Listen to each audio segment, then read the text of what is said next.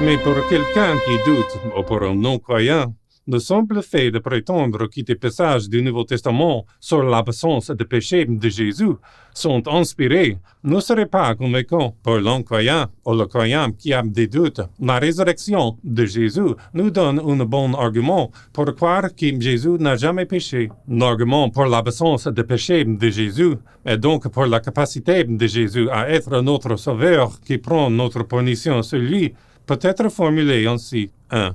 Dieu juge les pensées et les intentions du cœur, et donc Dieu considère qu'une chose est un péché lorsqu'une personne a l'intention dans son cœur de faire cet acte, même si cette personne est en péché à réaliser cette intention extérieurement par la force ou le manque d'opportunité ou pour d'autres considérations égoïstes. 2. Si Jésus avait une intention secrète de péché dans son cœur ou son esprit, Dieu aurait donc considéré cette intention comme un péché. Et Jésus aurait été un pécheur, tout comme nous le sommes. 3.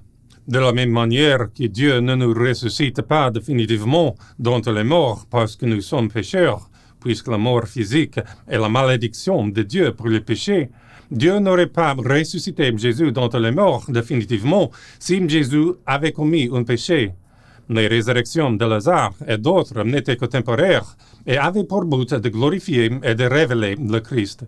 Elles ne sont donc pas des contre-exemples adéquats, mais confirment son absence de péché, car Dieu ne glorifierait pas un pécheur de cette manière. 4. Ainsi, le fait que Dieu ait ressuscité Jésus d'entre les morts de façon permanente est le témoignage de Dieu lui-même que Jésus n'a jamais péché, ni extérieurement, ni dans les intentions secrètes de son cœur, ce qui est une preuve adéquate pour nous de savoir que Jésus peut être un sacrifice de substitution qui a pris sur lui le châtiment que les pécheurs méritaient.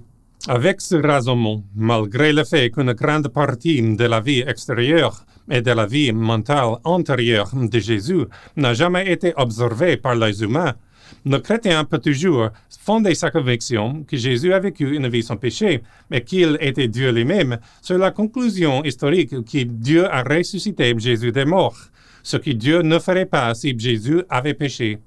Mais que se passerait-il si le chrétien ne savait pas que Jésus est ressuscité d'entre les morts, et si les preuves de la résurrection étaient si faibles que nous ne serions pas justifiés de croire que la résurrection serait réellement produite? Dans ce cas, le pécheur se retrouverait sans la preuve la plus solide de la conviction que Jésus a vécu une vie sans péché, et le pécheur ne saurait donc pas que Jésus a vécu une vie sans péché. Mais si un pécheur ne sait pas que Jésus a vécu une vie sans péché, alors il ne serait pas non plus justifié de croire que Jésus a sauvé le pécheur de la punition qu'il mérite. En effet, si vous enlevez la capacité de savoir que la résurrection a eu lieu, vous enlevez au pécheur son salut. C'est le point que j'aimerais que vous retourniez. Si vous m'enlevez la capacité de savoir que la résurrection a eu lieu, vous m'enlevez le salut. C'est à la lumière de cela que l'apôtre Paul a indiqué, si le Christ n'est pas ressuscité, notre foi est inutile et nous sommes toujours dans nos péchés.